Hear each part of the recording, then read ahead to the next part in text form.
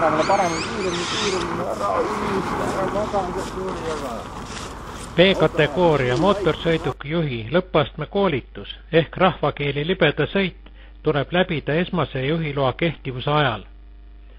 Koolitus koosneb teoorialoengust ja sõidutreeningust libedal ning säästliku sõidutreeningust linnaliikluses.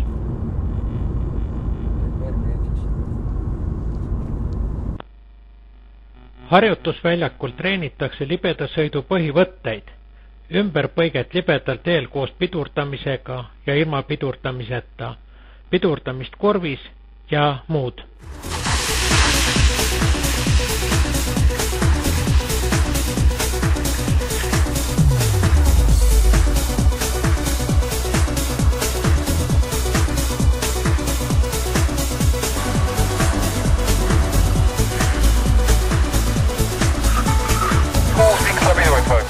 Lõppastme koolitust on võimalik läbida aastaringselt selleks ehitatud libeda rajal.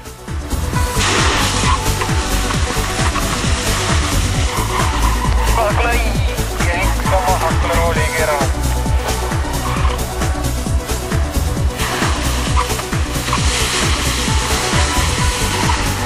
Kuule Uino, miks sa nii hilja?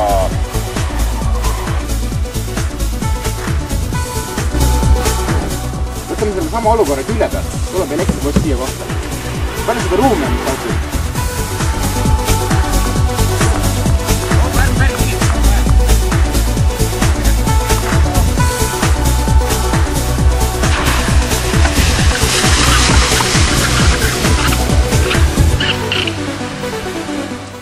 Aga kokkuvõrki kiirus tõesti 41 km tunnis.